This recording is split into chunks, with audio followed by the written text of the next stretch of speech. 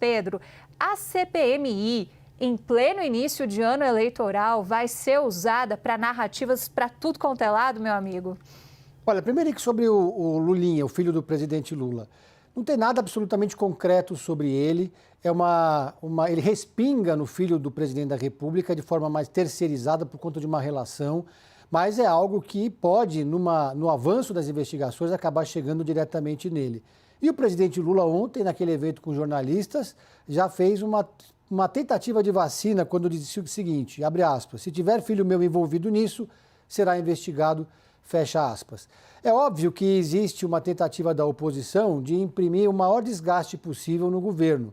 Fizeram isso quando tentaram convocar também o Frei Chico, irmão do presidente Lula. Nesse caso do Frei Chico, não existe nada de concreto que pese contra ele. O Frei Chico é um sindicalista histórico que está no Sindicato Nacional dos Aposentados como vice-presidente, representando de forma institucional a instituição, e ele que, inclusive, foi o responsável por levar o Lula para o movimento sindical, ele é mais velho que o presidente Lula, mas como ele está num sindicato que aparece nas investigações, a oposição encontrou uma janela de oportunidade para colocar esse desgaste no presidente.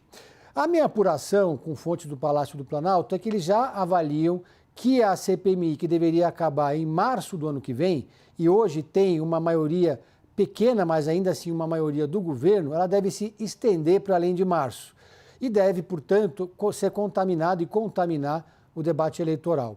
Vamos lembrar que quando essa CPMI foi constituída, houve primeiramente uma derrota do governo, que não conseguiu emplacar os seus nomes nos postos chaves.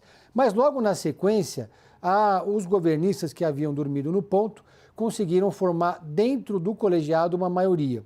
E essa maioria conseguiu até agora blindar o governo e proteger o governo de maiores exposições, inclusive a convocação anterior do Lulinha, do Frei Chico e de outros integrantes ligados ao governo e ao Palácio do Planalto.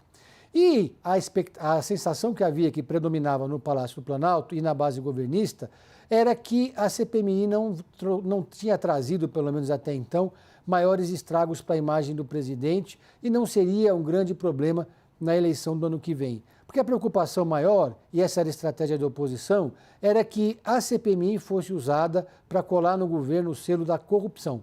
E a corrupção, essa palavra corrupção, ela persegue o Lula, persegue os petistas, persegue o governo, claro, desde que aconteceu o caso do Mensalão, o caso da Lava Jato. Então houve uma frustração de parte do eleitorado que votou no Lula em 2002 por conta desses escândalos envolvendo pessoas do Partido dos Trabalhadores e, em alguns casos, quadros importantes da sigla. Então, o PT vem sempre lutando contra isso, porque o PT, na sua origem, lá nos anos 80, começou a se constituir como um partido que teve as suas primeiras vitórias políticas, fazendo um discurso justamente contra a corrupção. Essa era a bandeira do PT raiz lá no início. Então, o que a gente vê agora é uma preocupação sobre os desdobramentos e uma possível mudança na correlação de forças entre a oposição e o governo na CPMI do INSS.